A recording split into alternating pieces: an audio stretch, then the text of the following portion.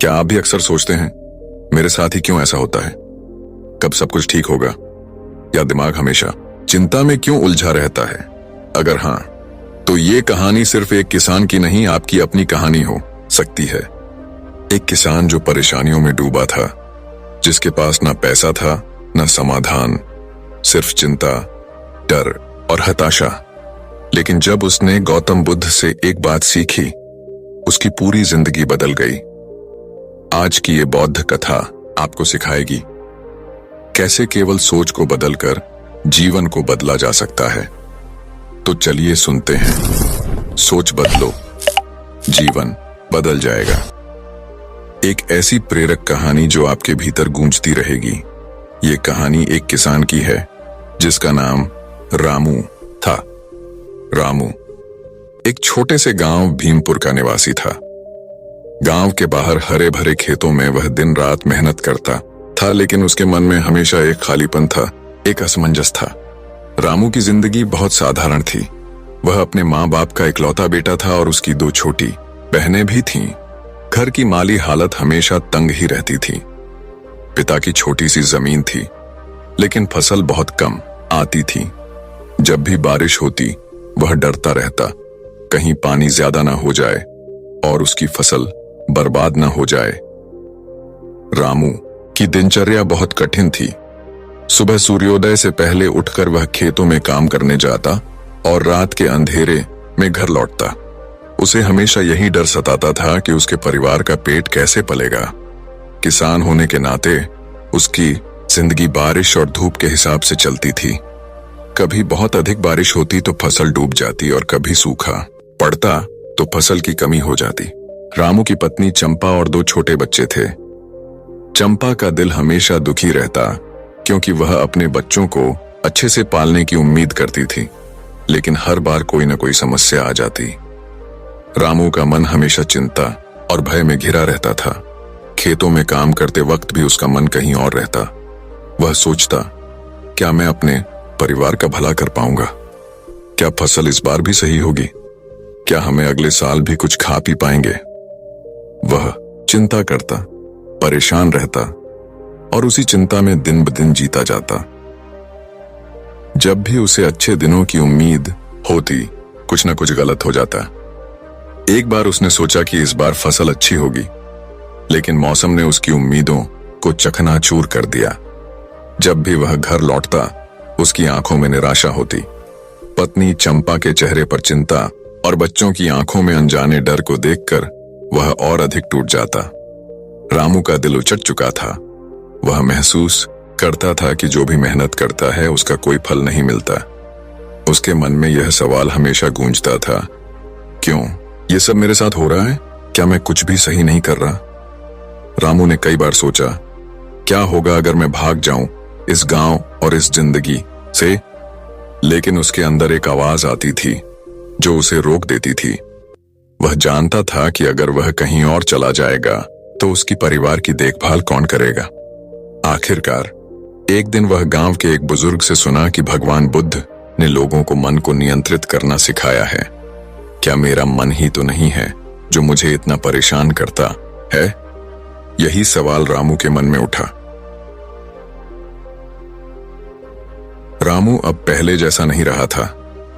दिन रात की मेहनत, फसल की अनिश्चितता और घर की बढ़ती जिम्मेदारियां उसके सीने पर बोझ बनकर बैठ गई थीं।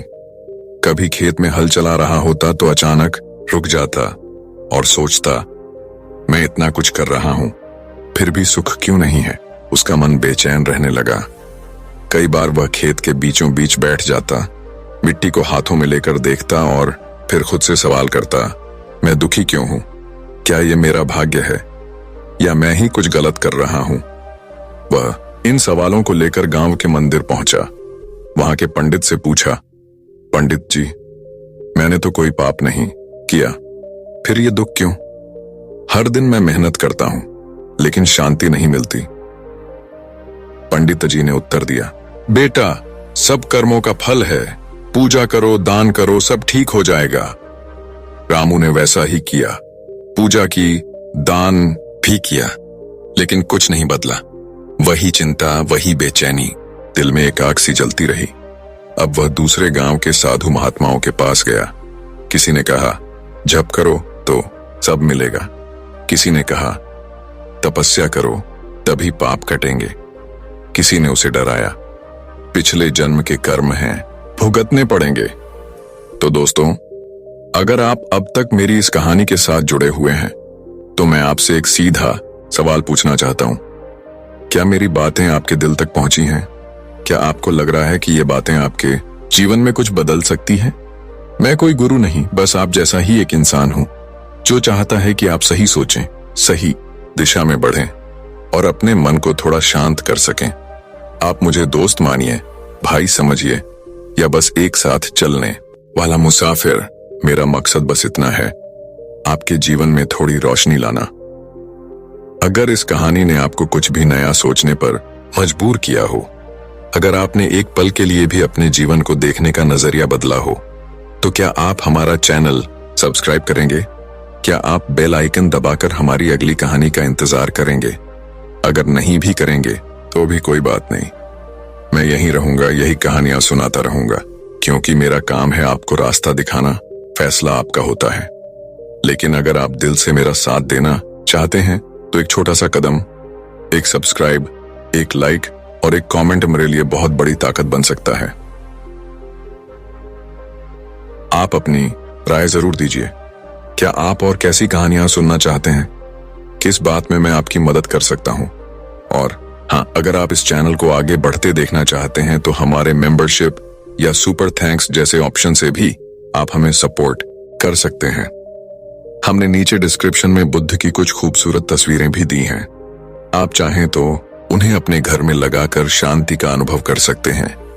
तो चलिए अब आगे बढ़ते हैं, लेकिन याद रहे, सोच बदलनी है तो साथ चलना होगा।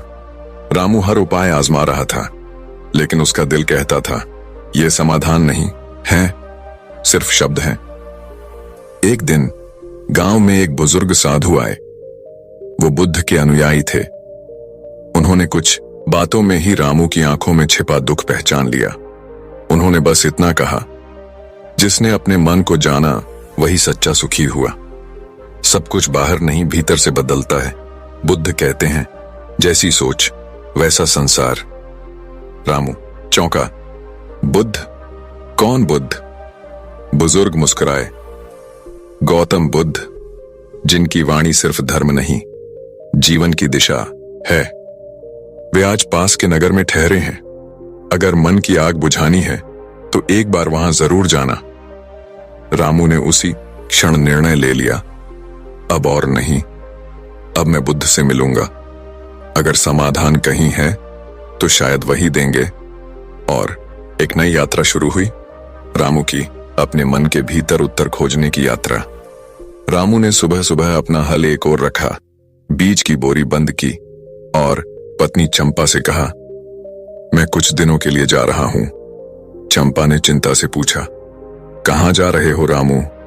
रामू ने सिर्फ इतना कहा, शांति खोजने, बुद्ध को सुनने। और फिर बिना कोई सामान लिए वह पैदल ही निकल पड़ा। गांव से बाहर का रास्ता धूल भरा था, लेकिन उसके मन में कुछ साफ हो रहा था। जंगलों से गुजरते हुए, पहाड़ियों को पार करते हुए उसने कई बार खुद से पूछा, क्या वहां जाकर सच में कोई उत्तर मिलेगा? पर हर बार उसका मन कहता, तू बस चल, बस अब रुकना नहीं। 3 दिन की कठिन यात्रा के बाद वह उस स्थान पर पहुंचा जहां बुद्ध ठहरे थे। एक विशाल पीपल के वृक्ष के नीचे शांत मुद्रा में बैठे, उनके चारों ओर भिक्षुओं की पंक्ति और बहुत से लोग मौन साधना में डूबे हुए। रामू एक ओर बैठ गया। उसका मन कांप रहा था, जैसे वर्षों से थकी आत्मा किसी आश्रय की खोज में हो। कुछ समय बाद जब सभा समाप्त हुई और लोग धीरे धीरे लौटने लगे, रामू हिम्मत जुटाकर आगे बढ़ा। उसने विनम्रता से हाथ जोड़कर कहा, भगवान, क्या मैं कुछ पूछ सकता हूं? बुद्ध ने आंखें खोली, हल्की मुस्कान के साथ कहा, पूछो। मन में जो है वही शांति की राह खोलता है। रामू के आंसू बहने लगे। भगवान, मैं एक किसान हूं, मेहनत करता हूं, ईमानदारी से जीता हूं, फिर भी दुखी। हूं, मन बेचैन रहता है, भविष्य का डर सताता है। मैं क्यों दुखी हूं? क्या जीवन में कभी सुख मिलेगा? बुद्ध ने कुछ पल शांत रहकर कहा, तुम्हारा दुख तुम्हारे मन की उपज है। चलो मैं तुम्हें एक कहानी सुनाता। एक बार की बात है, एक आदमी नदी पार कर रहा था। उसके पास एक छोटी सी नाव थी। वह नदी के बीच पहुंचा ही था कि अचानक लहरें तेज होने लगीं। नाव डगमगाने लगी। उसे सामने से एक और नाव आती दिखी जो उसकी नाव से टकरा गई। आदमी गुस्से में चिल्लाया, कौन है? देख के नहीं चला सकते? लेकिन जब उसने देखा, वह नाव खाली थी, कोई नहीं था उसमें। हवा और पानी की गति से वो नाव बहते हुए वहां आ गई थी। तभी उसे समझ आया, जिससे मैं लड़ रहा था वो कोई था ही नहीं। मेरा गुस्सा, मेरी प्रतिक्रिया मेरे ही मन से उत्पन्न हुई थी। वास्तव में उस नाव ने कुछ किया ही नहीं था। बुद्ध ने रामू की ओर देखा। तुम्हारा दुख भी वैसा ही है। तुम हालातों से नहीं, अपनी सोच से लड़ते हो। तुम्हारा मन बार बार वही बात सोचता है, मैं क्यों दुखी हूं, पर असल में दुख वही है जो तुमने उसे समझ लिया है। जैसे वह नाव खाली थी, वैसे ही ये समस्याएं भी खाली हैं। अगर तुम उन्हें पकड़ना छोड़ दो तो तुम मुक्त हो जाओगे। रामू की आंखें भर आईं। पहली बार किसी ने उसके मन की गहराई को इतने सरल शब्दों में छुआ था। वह बुद्ध के चरणों में झुक गया और बोला, भगवान, तो क्या मैं दुख से मुक्त हो सकता हूं? बुद्ध बोले, हाँ, जब तुम अपने मन को जान लोगे, सोच को बदल दोगे, तब जीवन बदल जाएगा। रामू अब बुद्ध के चरणों में बैठा था। वह शांत था। वर्षों से भटकता मन आज थम गया था। बुद्ध ने उसकी आंखों में झांका और कहा, तुम पूछते हो मैं दुखी क्यों हूं, पर सही प्रश्न यह होना चाहिए, मेरा मन दुख को पकड़ क्यों लेता है? रामू चुप था, जैसे पहली बार उसने सवाल को नए रूप में देखा हो। बुद्ध बोले, मन, रामू, नदी की तरह है। अगर तू उसे बहने दे, वह शांत बहती है, लेकिन अगर तू उसमें पत्थर डालता जाए, चिंता, डर, अपेक्षा, तो लहरें उठती हैं, और वही लहरें तेरे जीवन को डुबो देती हैं। रामू ने पूछा, भगवान, पर यह चिंता आती कहां से है? बुद्ध मुस्कुराए और बोले, फर्सियतान दस्त है। चिंता दो बातों से जन्म लेती है, एक उन बातों को पकड़ने से जो हो चुकी हैं, और दो उन बातों को सोचने से जो अभी हुई ही नहीं, और इन दोनों में से कोई भी वर्तमान नहीं है। जो बीत गया वह स्मृति है, जो आने वाला है वह कल्पना, पर जो चल रहा है वही जीवन है, और वही एकमात्र सत्य है। रामू धीरे धीरे समझने लगा। बुद्ध बोले, रामू, जीवन को बदलना है तो सोच को बदलो। जैसी सोच वैसा संसार।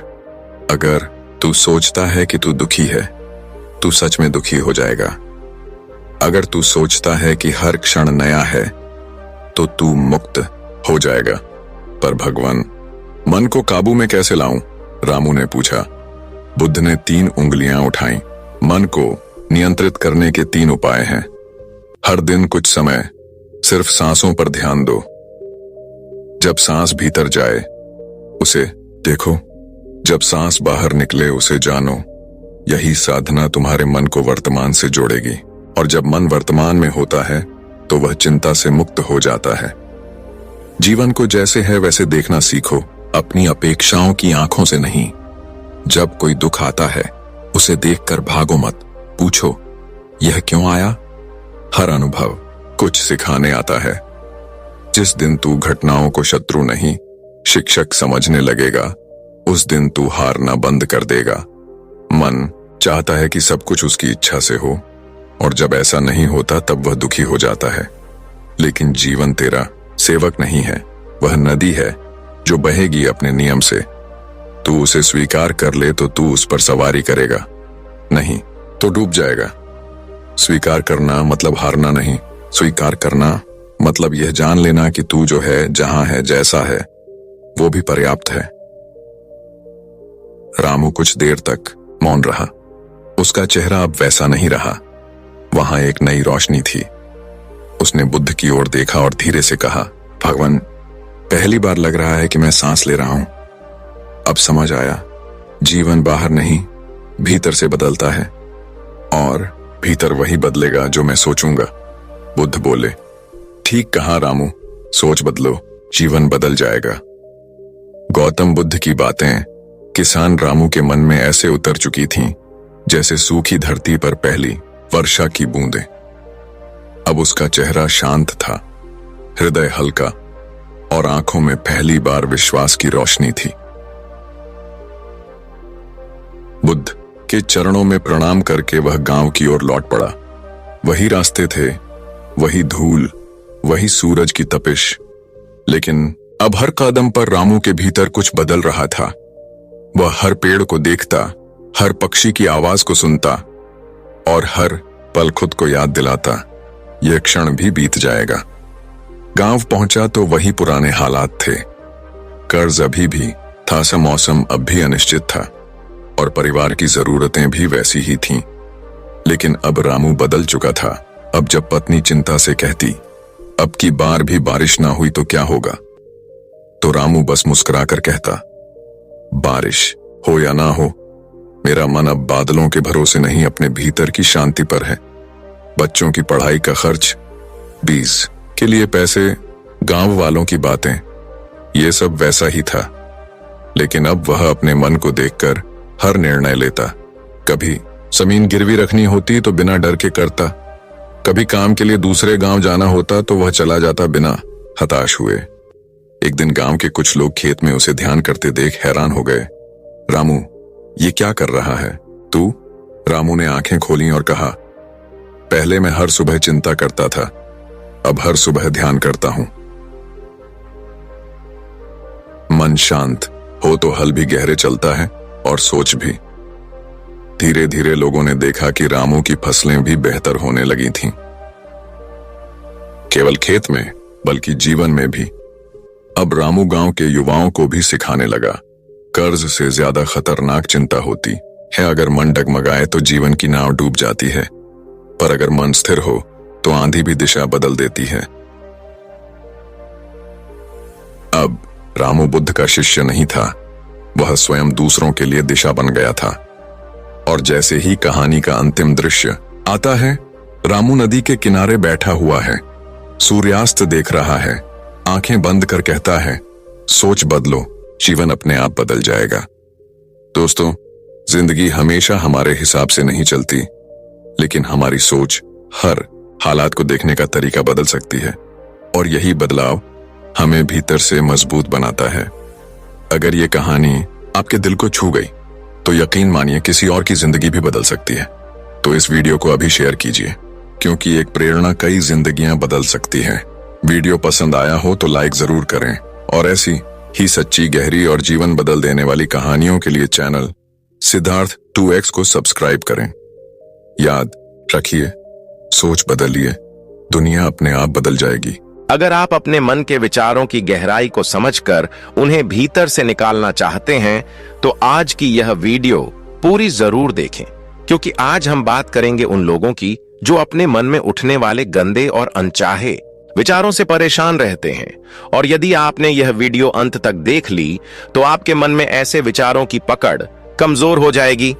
दोस्तों, क्या आपने कभी खुद से यह सवाल किया है कि जब हम कुछ सकारात्मक सोचने की कोशिश करते हैं तभी अचानक अनजानी चिंता, शर्म, पाप बोध या कोई अधूरी याद हमारे मन के द्वार पर दस्तक क्यों देने लगती है? और तब हम अपने आप से पूछते हैं कि मैं कौन हूं? मेरे मन में ये अशांत और गंदे विचार क्यों आते हैं? क्या मैं बुरा इंसान हूं?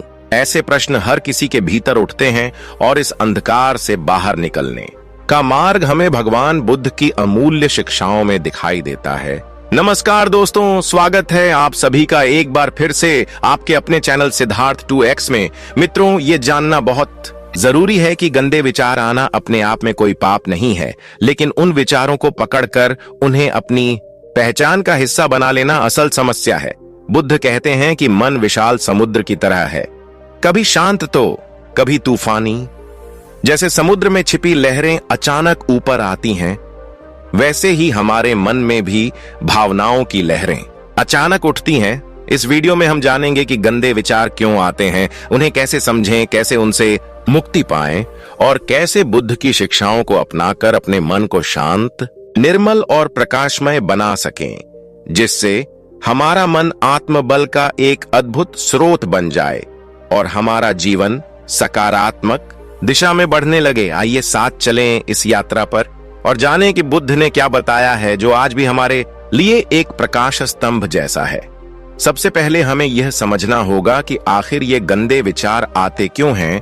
जब हम अपनी पांचों इंद्रियों दृष्टि, श्रवण, घ्राण, रसना और स्पर्श के माध्यम से संसार से जुड़ते हैं, तब हमारे भीतर अचेतन रूप से कई अनुभव, इच्छाएं और स्मृतियां प्रवेश कर जाती हैं।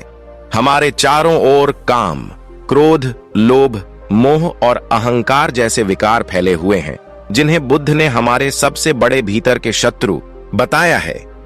जब कोई दृश्य या अनुभव इन विकारों को छूता है तो मन विचलित हो जाता है और गंदे विचार जन्म लेते हैं।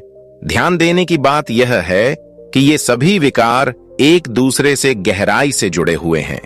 जब कामना अनियंत्रित होती है तो लालच पैदा होता है। जब लालच अधूरा रह जाता है तो क्रोध आता है। क्रोध अंधकार लाता है और मोह हमारी बुद्धि को भ्रमित कर देता है। यह चक्र लगातार चलता रहता है, जिसे बुद्ध ने तृष्णा कहा है। तृष्णा यानी वह प्यास जो कभी बुझती नहीं। यही तृष्णा हमें बार बार उसी दलदल में खींच लाती है जिससे हम बाहर निकलना चाहते हैं। कई बार हमें यह भी नहीं पता होता कि इस अशांति की जड़ कहाँ है। यह बीज हमारे बचपन के अनुभवों, अधूरी इच्छाओं या उस समय बोया जाता है जब किसी ने हमें समझा नहीं, सुना नहीं या प्रेम नहीं दिया। इस खालीपन को भरने के लिए हम गलत विचारों में शरण लेने लगते हैं, जिससे गंदे विचार और मानसिक अशांति बढ़ती है। जब हम अपनी इच्छाओं को लगातार पालते हैं और वे पूरी नहीं हो पाती, तो मन असंतोष से भर जाता है और भ्रम में खोने लगता है। बुद्ध ने कहा कि यह असंतोष असल में माया का जाल है। यह संसार की माया हमें सच्चाई से दूर ले जाती है। अब सवाल उठता है कि क्या इन विचारों से हम पूरी तरह मुक्त हो सकते हैं? बुद्ध का उत्तर है हाँ, लेकिन इसके लिए विचारों को दबाना नहीं, बल्कि उन्हें समझना और देखना सीखना होगा। यदि हम विचारों से लड़ने लगें, जैसे क्रोध आया तो उसे दबा दें, वासना आई तो उसे रोकें, तो यह मार्ग कठिन हो जाता है। बुद्ध कहते हैं, मन के अंधेरे को हटाने के लिए प्रकाश की जरूरत है, न कि हिंसा की। इसी कारण बुद्ध ने हमें विपश्यना ध्यान सिखाया। विपश्यना यानी चीजों को वैसे देखना जैसी वे वास्तव में हैं। जब हम इस ध्यान पद्धति से अपने विचारों को केवल विचार की तरह देखते हैं, न उन्हें पकड़ते हैं, न उन पर प्रतिक्रिया देते हैं, तब वे विचार बादलों की तरह आते हैं और चले जाते हैं। जैसे खुले आकाश में बादल तैरते हैं, वैसे ही विचार भी हमारे मानसिक आकाश में बहते हैं। इस अभ्यास से हमें यह अनुभव होता है कि विचार हमारी असली पहचान नहीं है, बल्कि वे केवल मन के तत्व हैं। बुद्ध कहते हैं, जब तुम केवल देखो और न छुओ, तब विचार स्वतः ही टूटने लगते हैं। जैसे तूफान के बाद आसमान साफ हो जाता है। यह अभ्यास भले ही सरल लगे, लेकिन इसका असर गहरा होता है। इससे गंदे विचारों का प्रभाव धीरे धीरे खत्म होने लगता है। इसके अलावा बुद्ध ने धम्मपद में भी कहा है कि भलाई के बीजों को सींचो और बुराई के बीजों को सूखने दो। इसका अर्थ है कि हमें अपने मन में करुणा, सहनशीलता, सत्य, नम्रता और आत्म जागरूकता जैसे सद्गुणों को लगातार पोषित करना चाहिए। और जब भी मन में नकारात्मक भाव जैसे क्रोध, ईर्ष्या, वासना उभरें, तो उन्हें पहचान कर धीरे धीरे जाने देना चाहिए। जैसे किसान अच्छी फसल के लिए जमीन को रोज सींचता है, वैसे ही हमें अपने मन को रोज सकारात्मक ऊर्जा से सींचते रहना चाहिए। वैसे ही जैसे हम शरीर को पानी से नहलाते हैं, उसी प्रकार मन को भी रोज आध्यात्मिक ज्ञान के जल से स्नान कराते रहना चाहिए। जब खेत में खरपतवार उगती है तो हम मिट्टी को नहीं खोदते, बल्कि उन खरपतवारों को जड़ से उखाड़ फेंकते हैं। ठीक वैसे ही जब मन में बुरे विचार उगते हैं, तो सबसे पहले उन्हें पहचानना होगा, फिर परिपक्वता से उन्हें छेड़े बिना शांत भाव से जाने देना होगा। अब प्रश्न आता है, कैसे? बुद्ध का मार्गदर्शन केवल दार्शनिक नहीं, अत्यंत व्यावहारिक भी था। उन्होंने 5 स्पष्ट सार्थक कदम बताए जिनसे हम आत्मचिंतन के माध्यम से अपने मन को शुद्ध कर सकते हैं। पहला कदम, सति पठन, जागरूकता। बुद्ध कहते हैं, वह व्यक्ति मन का स्वामी है जो सजग है। जब आप सचेत होते हैं कि अभी एक विचार आया, यह भावना उत्पन्न हुई, यह संवेदना जागी, तब आप उसमें फंसते नहीं। विचार को पहचानिए, देखिए और समझिए कि यह केवल एक विचार है, वह आप नहीं है। यह जागरूकता विचार को वाष्पित कर देती है। दूसरा कदम, आनापान सति, श्वास पर ध्यान।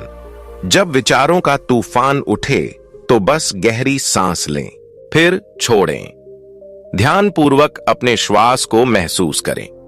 बुद्ध कहते हैं, जो अपनी सांस पर ध्यान केंद्रित कर सकता है, वही अपने चंचल मन को स्थिर कर सकता है। धीरे धीरे यह अभ्यास आपके भीतर की व्यर्थ हलचल को शांत करने लगेगा। तीसरा कदम, दत्त चिंतन, सकारात्मक ध्यान। मन को किसी सकारात्मक भावना पर केंद्रित करें, जैसे करुणा, सच्चाई या मितव्ययता। जब गंदे विचार दस्तक दें, तब अपने भीतर एक निर्मल जलधारा की कल्पना करें जो सारे विषैले तत्वों को बहा ले जाए। समय के साथ यह धारणा आपकी अंतर्दृष्टि को गहराई देगी और नकारात्मक विचार स्वतः तिरोहित हो जाएंगे। चौथा कदम, पंचशील पालन, नैतिक आचरण का अभ्यास। बुद्ध ने केवल ध्यान नहीं, बल्कि जीवन की नैतिकता पर भी बल दिया। 5 शीलों का पालन करें। अहिंसा, 2 सत्यता, चोरी से बचाव, ब्रह्मचर्य, मादक वस्तुओं से दूर रहना। यदि जीवन नैतिक होगा तो मन स्वयं ही शुद्ध होने लगेगा। प्रश्न यह नहीं कि गंदे विचार क्यों आते हैं, बल्कि यह है, क्या हमारा जीवन शुद्ध है? 5वां कदम, धम्म चक्रवर्तन, परिवर्तित दृष्टि। बुद्ध ने सिखाया, वस्तु को वैसे देखो जैसी वह है, न कि जैसी तुम चाहते हो। जब वियोग, क्रोध या ईर्ष्या आपको घेरें, तब उस विचार के पीछे के अस्थायित्व को समझो। जो आया है वह जाएगा, यह भावना विचारों की पकड़ को ढीला कर देती है। अब बात आती है, इन सिद्धांतों को रोजमर्रा के जीवन में कैसे उतारें? सुबह उठते ही 5 मिनट ध्यान या प्रार्थना करें। 10 मिनट श्वास पर ध्यान, 10 मिनट करुणा और समता का भाव। इससे दिन की शुरुआत निर्मल तरंगों के साथ होगी और बुरे विचारों के लिए जगह कम बचेगी।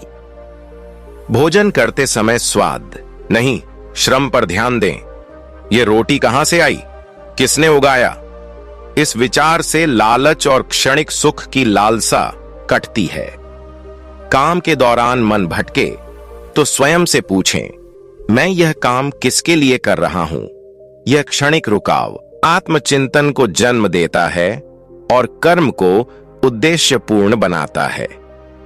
रात को सोने से पहले 10 मिनट बुद्ध के विचार पढ़ें। मन ही सब कुछ है, तुम जो सोचते हो वही बनते हो। इससे आपके विचारों को दिशा मिलेगी और नींद गहरी होगी। पर जब अचानक बुरे विचार आ जाएं तो क्या करें? बुद्ध ने कहा, निरोध करो। आसक्ति, घृणा, अज्ञान, इनका निरोध करो। विचार को देखो, स्वीकारो, पर प्रतिक्रिया मत दो। उसके पीछे मत भागो, उसे जाने दो। यही बुद्ध का समाधान है। जब जीवन कठिन हो, नौकरी की चिंता हो, प्रेम में विफलता हो या समाज से अस्वीकृति मिले, तब याद रखें, जैसे सूर्य की एक किरण चट्टान को नहीं हिला सकती, वैसे ही बुद्ध की शिक्षाएं आपको टूटने नहीं देंगी। विचार आते हैं और चले जाते हैं, उन्हें देखना, समझना और जाने देना, यही विपश्यना है। एक छोटी कहानी। एक साधु ध्यान में बैठा था। एक विषैला सांप आकर उसके पैर के पास रुक गया। साधु डरा नहीं, बस शांत रहा। सांप बोला, मैं तुम्हारा शत्रु हूं। साधु मुस्कुराकर बोला, अगर तुम शत्रु होते तो काट लेते। तुम बस अपने स्वभाव में हो। तुम भी पीड़ित हो। मैं तुम्हें शत्रु नहीं, रोगी मानता हूं। सांप चुप हो गया और बिना आक्रमण किए चला गया। यह कहानी सिखाती है, हम विचारों को शत्रु नहीं माने, उन्हें समझें और करुणा से मुक्त करें। बुद्ध ने पंचशील दिए। अहिंसा, डू, सत्य, ती, अस्तेय, ब्रह्मचर्य, अपरिग्रह, इनका पालन करें। अपने कर्मों में करुणा, अपने वचनों में सत्य, अपनी इच्छाओं में संतोष और अपने जीवन में धैर्य लाए। आज के युग में इस शिक्षा की महत्ता सोशल मीडिया, भ्रामक विज्ञापन, फेक न्यूज और नकारात्मक टिप्पणियां हमारे मन को विचलित करती हैं। बुद्ध की शिक्षा है, हर सूचना पर प्रतिक्रिया मत दो। हर विचार को अपने मन में बसने मत दो। विचार एक मेहमान है, घर का मालिक नहीं। उसे आते देखो, जाते देखो, विपश्यना दृष्टि से देखें। विचार तस्वीर नहीं, बस एक ध्वनि है। क्या गंदे विचार कभी पूरी तरह मिट सकते हैं? बुद्ध कहते हैं, जब तक जीवन है विचारों का प्रवाह रहेगा, लेकिन यदि ध्यान स्थिर हो जाए तो भीतर शांति की नदी बहने लगती है। उसके किनारे ही विश्राम है, मुक्ति है। याद रखिए, गंदे विचारों का जन्म मन की असावधानी से होता है और उनका अंत मन की सजगता से। आप विचार नहीं हैं, आप वह चेतना हैं जो विचारों को देख सकती है। अभिषेक का बचपन एक सामान्य मध्यम वर्गीय परिवार में बीता था। उसके माता पिता ने उसे बचपन से ही ईमानदारी, नैतिकता और कठोर परिश्रम की शिक्षा दी थी। लेकिन घर का वातावरण ऐसा नहीं था जहां भावनात्मक गहराई या आत्मबोध की कोई चर्चा होती हो। बचपन से ही वह अपने दोस्तों के साथ खेलकूद, त्योहारों और सामाजिक कार्यक्रमों में व्यस्त रहा।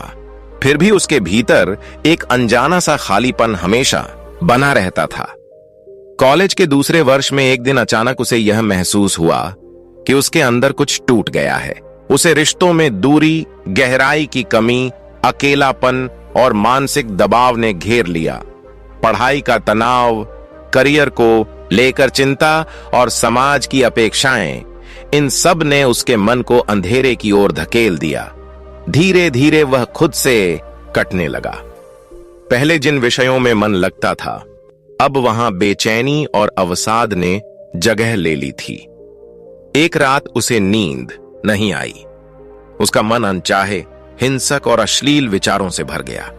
किसी अजनबी के चेहरे की एक झलक मन में आई और उससे जुड़ी गंदी कल्पनाएं बार बार उसके मन को कचोटने लगीं। वह खुद से पूछने लगा, मैं ऐसा क्यों सोच रहा हूं? ये विचार क्यों आ रहे हैं? उसे यह एहसास हुआ कि ये विचार केवल कल्पनाएं नहीं हैं, बल्कि उसकी पहचान को तोड़ने और उसे भ्रमित करने का प्रयास कर रहे हैं। वह भयभीत हो गया। उसने रात के समय लाइब्रेरी के एक अंधेरे कोने में जाकर खुद से एक आत्म मंथन किया। तभी उसकी नजर एक पुरानी धर्मशास्त्र की किताब पर पड़ी। धम्मपद। जैसे किसी गहरे अंधेरे में एक दीपक अचानक जल उठे, वैसे ही उसने किताब खोली और पहला श्लोक पढ़ा। मन ही सबसे बड़ा मित्र है, मन ही सबसे बड़ा शत्रु है। ये शब्द जैसे सीधे उसके दिल में उतर गए।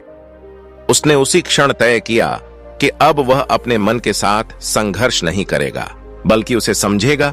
वह जानना चाहता था कि आखिर बुद्ध ने ऐसा क्या मार्ग दिखाया है जिससे वह अपने मन के इस अंधेरे से निकल सके। वह जान चुका था कि इन विचारों को दबाना नहीं है, बल्कि उन्हें पहचान कर जाने देना है। अब वह अभिषेक नहीं रहा, वह एक साधक बन चुका था जिसने आत्मशुद्धि की पहली ज्योति जला दी थी। दूसरे महीने में अभिषेक ने एक नई चुनौती को पहचाना। मन में उठती कामनाएं, आकर्षण और मोह की लहरें, कॉलेज का माहौल, सोशल मीडिया की छवियां, किताबों की कुछ बातें, ये सब उसके भीतर एक प्रकार की अशांति को जन्म देती थीं। यही वह समय था जब बुद्ध के पचकम्मापना नैतिक अनुशासन के चरण ने उसकी चेतना को झकझोरा। उसने ठान लिया, अब ब्रह्मचर्य का पालन करूंगा। यह केवल शारीरिक संयम की बात नहीं थी, इसका अर्थ था अपने विचारों, इच्छाओं और दृष्टि तक को शुद्ध रखना। वह निश्चय करता है कि न किसी अश्लील विचार को मन में जगह देगा, न किसी विकृत भाषा को अपनाएगा, न नशे के निकट जाएगा। भोजन और नींद तक में संयम लाना भी उसने साधना का हिस्सा बना लिया। शुरुआत में यह निर्णय कठिन था। कॉलेज में दोस्तों के बीच कई बार गलत तस्वीरें साझा होती, मजाक मजाक में असभ्य बातें निकलती और पार्टियों में नशा आम बात थी। पर अभिषेक जानता था, यदि वह इस राह पर चला तो आत्मशुद्धि की लौ कमजोर पड़ जाएगी। उसने अपने कमरे में एक छोटी सी ध्यान पट्टी लगा ली, एक सुनसान कोने में, जिस पर लिखा था, मेरे भीतर की अग्नि ब्रह्मचर्य। जब भी कोई गंदा विचार उभरता, वह उस पट्टी को देखता, आंखें बंद करता और मौन ध्यान में बैठ जाता। यह उसका निजी संकल्प था। कई बार दोस्तों ने मजाक उड़ाया, अरे तू इतना त्याग क्यों कर रहा है, यह सब किसके लिए? पर अभिषेक बस मुस्कुराता और शांत रहता।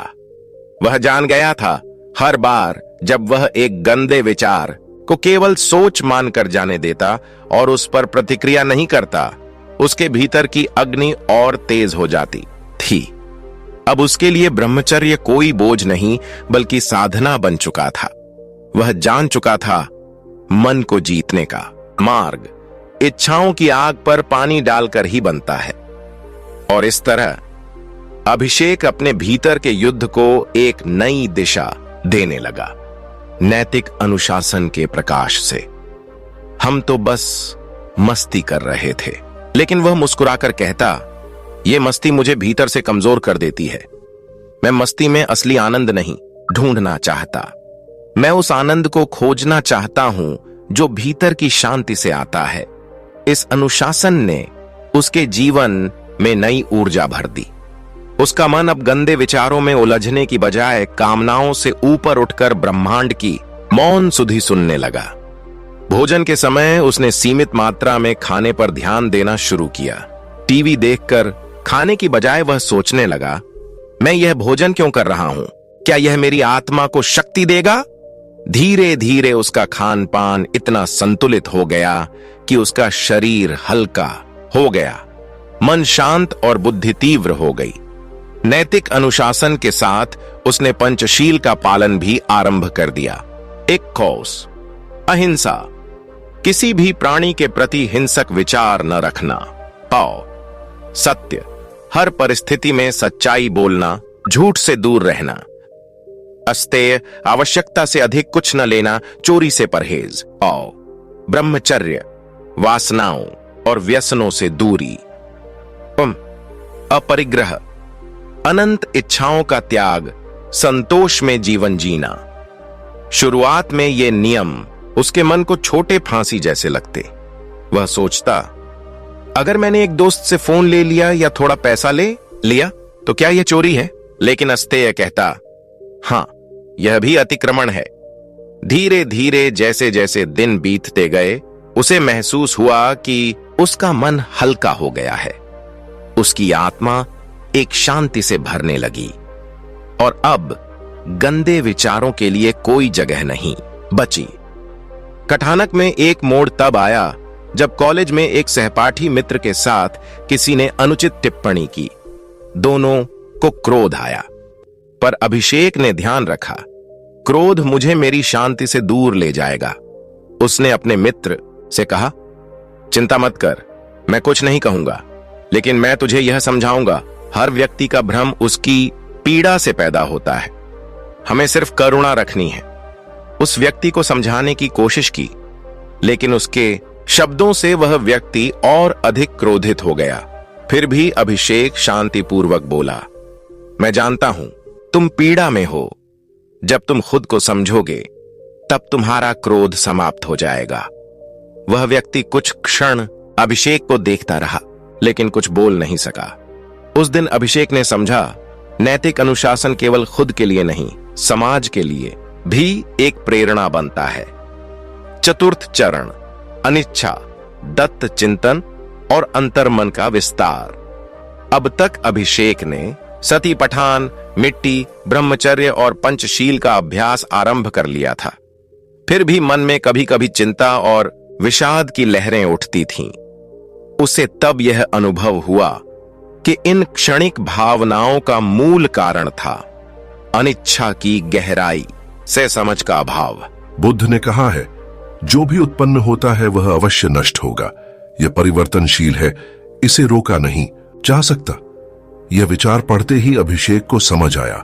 उसका रिजल्ट, उसकी परीक्षा, उसके रिश्ते, यहां तक कि उसके गंदे विचार भी स्थायी नहीं है। वह अब और गहराई में उतरने लगा। एक दिन उसे जावा द्वीप की बात मिली, जहां एक साधु समुदाय वर्षा ऋतु में पहाड़ों पर ध्यान करने गया था।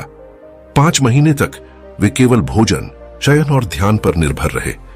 अभिषेक ने उनसे प्रेरणा लेते हुए 5 दिन तक मोबाइल, सोशल मीडिया और दोस्तों से दूरी बना ली। एक कुटिया किराए पर लेकर वह एकांत साधना में बैठ गया। रोज 3 बार ध्यान करता, सुबह, दोपहर और शाम। केवल फलाहार और पानी लेता। लेकिन उसे 3 बड़ी चुनौतियां मिली। पहली चुनौती, हृदय में उठते अकेलेपन के विचार। मैं यहां क्यों हूं? कोई मेरा दोस्त नहीं? मेरी मेहनत व्यर्थ तो नहीं जाएगी? पर उसने खुद को याद दिलाया, यह विचार क्षणिक हैं, ये आएंगे और जाएंगे। दूसरी चुनौती, भोजन की लालसा। बिना चाट, पकौड़ी या लजीज भोजन के रहना उसके लिए मुश्किल था। पर फिर उसने ध्यान में डूबकर साधारण केले और नारियल पानी को ही दिव्य भोजन मान लिया। यह कल्पना उसे संयमित कर गई। तीसरी और सबसे बड़ी चुनौती, स्व अनुभव की विस्तार भावना। उसे यह एहसास हुआ कि उसकी करुणा केवल अपने और परिवार तक सीमित थी। लेकिन बुद्ध कहते हैं, दत्त चिंतन करो हर जीव के लिए। अब वह हर सुबह दत्त चिंतन करता। जो भूखा सो रहा है उसके लिए करुणा, जो वृद्ध आंखों से माला फेर रहा है उसके लिए करुणा, जो मां भूखे बच्चों को देख रही है उसके लिए करुणा। यह दत्त चिंतन उसकी आत्मा को विशाल बनाता गया। उसका मन अब एक छोटे तालाब की तरह सीमित नहीं रहा, बल्कि एक विशाल झील की तरह व्यापक हो गया। गंदे विचार अब आते ही विलीन हो जाते, जैसे सतह पर पड़ा एक पतला बुलबुला जो क्षण में ही बिखर जाता है। पंचम एवं अंतिम चरण, धर्म चक्र, प्रवर्तन, दृष्टिकोण का परिवर्तन। 5 महीनों की साधना के बाद अभिषेक के भीतर जो अनुभव जागा उसे शब्दों में कह पाना कठिन था। अब उसने समझा कि बुद्ध का मार्ग केवल विधियों का पालन नहीं, बल्कि हर पल को धम्म में जीना है। पेटिंग के इस अंतर्मुखी दृष्टिकोण। अब वह हर कार्य से पहले पूछता, क्या यह कार्य अनित्य है? क्या यह स्मृति भी मिट जाएगी? जैसे कॉलेज प्रोजेक्ट जो आज चर्चा में है, कल भुला दिया जाएगा। यह दृष्टिकोण उसे मोह से भी बचाता, क्रोध से भी। तो संसार का चक्र व्यूह देखना। अब उसे यकीन हो गया कि संसार का चक्र अनित्य है। तृष्णा और मोह का नृत्य ही इसे चलाता है। परीक्षा पास होना, नौकरी मिलना, समाज में रुतबा, ये सब एक दिन धूल हो जाएंगे। यह दृष्टिकोण उसे बुद्धत्व की ओर ले गया, स्थिर पगों के साथ। स्वाभाविक करुणा। आत्मा का तर्क अब अभिषेक की करुणा अभ्यास से नहीं, स्वभाव से बहती थी। कभी दुकानदार से कुर्सी खरीदते समय वह सोचता, क्या मैं इसकी मेहनत का उचित मूल्य दे रहा हूं? कभी राहगीर से रास्ता पूछता तो सोचता, क्या मेरी मदद से उसे वह संतोष मिला जो मुझे चाहिए? अब उसकी करुणा स्वतः बहने लगी थी। पठिमाइट, स्वरचित जागरूकता। सतत सती पठान हर सुबह उठने पर उसका पहला कार्य होता सती पठान। लेकिन अब यह ध्यान केवल एक समय की विधि नहीं थी, बल्कि हर पल उसका स्वभाव बन गया था। जब वह पेड़ के पत्तों को गिरते देखता तो जानता, यह पत्ता कभी हरा था, अब सूख कर गिर गया। यही संसार का नियम है, यही धम्म का चक्र है। शाम के समय जब अभिषेक स्नान करता तो वह जल की प्रत्येक बूंद पर अपना ध्यान केंद्रित करता। सोचता यह जल किसी नदी से आया, फिर समुद्र में मिला, वहां से वाष्प बना और अब वर्षा के रूप में लौटा है। यह चक्र कितना रहस्यमय और दिव्य है। यह विचार उसे प्रकृति के साथ गहराई से जोड़ते चले गए। अब उसका ध्यान बालू के दानों जितना सीमित नहीं रहा था, बल्कि वह समूचे ब्रह्मांड की गति में बहने लगा था। जैसे जैसे ध्यान की गहराई बढ़ी, वैसे वैसे मन में उठते गंदे विचार स्वतः ही बिखरते चले गए। एक दिन वह पार्क में टहल रहा था। वहां एक बालक बार बार पतंग उड़ाने की कोशिश कर रहा था, लेकिन हर बार उसकी पतंग कट जाती। वह रोता चिल्लाता, लेकिन फिर भी नई पतंग लेकर प्रयास करता रहता। अभिषेक उस बालक को देख मुस्कुरा उठा। उसे लगा जैसे बालक उसे एक महत्वपूर्ण शिक्षा दे रहा हो। टूटे हुए धागों पर रोते रहना व्यर्थ है, असली काम है फिर से कोशिश करना।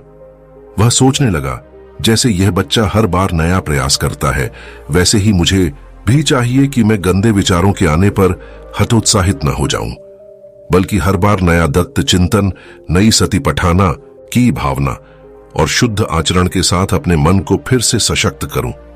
इस सीख ने अभिषेक को झकझोर दिया। अशांत परिस्थितियां भी कितनी महान शिक्षक बन सकती हैं। अब उसके भीतर आत्मबल था। मन अब पहले जैसा नहीं था। वह टूटता नहीं था, हर बार उठ खड़ा होता था। पतंग की तरह मन को भी ऊपर उठाने का साहस करना ही असली ध्यान है। इस नए प्रयास ने उसे उसके भीतर के प्रकाश से जोड़ दिया। वह ध्यान की यात्रा में लगातार 5 चरणों का अभ्यास करता रहा। सती पठाना, आनापान सती, दत्त चिंतन, पचकम्मापना और अंत में धम्मचक्र प्रवर्तन। धीरे धीरे उसका मन एक शांत झील जैसा बन गया था, जिसमें कोई भी हलचल नहीं थी। एक सूफियाना शाम को वह नदी किनारे बैठा था। आसमान पर सूर्यास्त की सुनहरी छटा फैली थी। हवाओं में नमी और ठंडक थी और पक्षियों की मधुर आवाजें वातावरण में गूंज रही थीं। उसी क्षण उसे भीतर से एक अलौकिक अनुभूति हुई, जैसे सब कुछ विलीन हो गया हो। न कोई विचार बचा, न ही कोई भावना, सिर्फ एक शुद्ध मौन अपरिभाषित शून्यता। वह शून्यता न तो दुख थी न सुख, वह कोई त्याग नहीं था, वह तो परम स्वीकार था, निर्वाण का अनुभव। उससे भीतर से एक आवाज सुनाई दी, मन ही सबसे बड़ा मित्र है और मन ही सबसे बड़ा शत्रु। अब यह वाक्य उसके अनुभव का सत्य बन चुका था। अब उसका मन ना तो शत्रु था ना मित्र, वह केवल अस्तित्व का एक बहता हुआ रूप बन गया था। जैसे नदी की धारा में छोटी छोटी बूंदें मिलकर एक स्वरूप बन जाती हैं, वैसे ही उसके विचार भी एकत्व में विलीन हो गए थे। वह अब डरता नहीं था किसी भी बाधा से, क्योंकि अब वह जान चुका था कि उसके भीतर की शक्ति ही उसकी असली पहचान है। निर्वाण की उस क्षणिक अनुभूति में उसे यह भी अनुभव हुआ कि वह अकेला व्यक्ति नहीं है, वह समस्त प्राणियों में व्याप्त एकता का हिस्सा है। अब उसका अभिषेक नाम जैसे समाप्त हो चुका था। वह बस एक ऊर्जा था जो शांति, करुणा और प्रकाश से बनी थी। उसी क्षण पीछे से एक वृद्धा आई। वह भूखी थी, फटे कपड़ों में थी और किसी के सामने झुकने की स्थिति में नहीं थी। जब वह अभिषेक के पास से गुजरी तो एक पल के लिए रुकी और देखा यह युवक इतनी शांति में बैठा है। फिर भी उसने बिना कुछ कहे चुपचाप उसके कटोरे में कुछ दान डाल दिया। उस वृद्धा की आंखों में चमक आ गई। उसने निस्वार्थ आभार व्यक्त किया और मुस्कुराकर आगे बढ़ गई। उस मुस्कान ने अभिषेक के हृदय को गहराई तक छू लिया। यह दत्त चिंतन की सच्ची परीक्षा थी। ध्यान केवल भीतर नहीं, बाहर की करुणा में भी जीवंत हो। अभिषेक ने सिर झुकाकर उस वृद्धा को नमस्कार किया। उस क्षण उसे अनुभूति हुई, बुद्धत्व केवल आत्म प्रकाश नहीं बल्कि सबके लिए प्रकाश फैलाना है। वह अब केवल एक साधक नहीं रहा, अब वह एक दूत था उस शांति का जो स्वयं के भीतर से निकलकर संसार तक पहुंचना चाहती है। कथा का अंत अब आत्मा के सबसे सुंदर क्षितिज पर पहुंच चुका था, जहां कोई प्रश्न नहीं बचा था, कोई आशा, कोई अपेक्षा, कोई भय नहीं बचा था। बस शुद्ध अस्तित्व, शुद्ध करुणा और शुद्ध प्रकाश। अभिषेक का अभिषेक रूप धीरे धीरे विलीन होने लगा। उसने स्वयं को एक ऐसे अविचल, शून्य और निर्बाध प्रवाह के रूप में अनुभव किया जिसे किसी भी प्रकार से विभाजित या परिभाषित नहीं किया जा सकता था। इस अंतिम अनुभूति में उसने जाना कि गंदे विचार वास्तव में हमारे भीतर की अधूरी छानबीन अस्पष्ट इच्छाओं और अस्थायी लालसाओं की ही प्रतिक्रिया होते हैं। वे कोई स्थायी सत्य नहीं होते, बल्कि चेतना की उथल पुथल की छोटी लहरें होती हैं। लेकिन यदि हम उन विचारों को समझदारी और सम्यक दृष्टि से देखें, उन्हें दत्तचित्त होकर जाने दें और बुद्ध के आत्मनियमन के 5 प्रमुख स्तंभों सती पठान, मेट्टा करुणा, ब्रह्मचर्य पंचशील, अनिच्छा की स्वीकृति और धम्मचक्कपवत्तन का पालन करें, तो हम उस शाश्वत शांति को प्राप्त कर सकते हैं जिसका मूल्य संसार की किसी भी सुख सुविधा से नहीं चुकाया जा सकता। इस पूरी कथा के माध्यम से हमने देखा संगीत का धीमा स्पर्श, कैसे प्रारंभिक खालीपन और अवसाद ने मन में गंदे विचारों को जन्म दिया, कैसे सती पठान ने जागरूकता और सतर्कता का दीप जलाया, कैसे मेट्टा ने करुणा से मन को विस्तारित किया, कैसे ब्रह्मचर्य और पंचशील ने नैतिक अनुशासन की मजबूत नींव रखी, कैसे अनिच्छा ने परिवर्तन की अनिवार्यता को स्वीकारने का साहस दिया, और अंततः कैसे धम्म चक्रवर्तन ने दृष्टिकोण को अंतिम रूप दिया जिससे मन की चोटी पर निर्वाण की अनुभूति संभव हो सकी। लेकिन कहानी यहीं समाप्त नहीं होती। यह तो एक प्रेरणा का बीज है, एक ऐसा बीज जिसे यदि आप अपने भीतर बोएं और बुद्ध के मार्गदर्शन में पोषित करें तो आपका जीवन भी उसी आत्मिक सौंदर्य की ओर अग्रसर हो जाएगा। कथा का अंतिम दृश्य एक सुनहरी सुबह का है। आकाश में हल्की सुनहरी किरणें बिखरी हैं, बांसुरी जैसी मंद हवा बह रही है, नदी शांत और शीतल स्वर में बह रही है, पक्षी चहचहा रहे हैं, मानो प्रकृति अंतिम गीत गा रही हो। उसी नदी के किनारे एक पारंपरिक वस्त्रों में शांत चित्त युवा साधक ध्यान मुद्रा में बैठा है।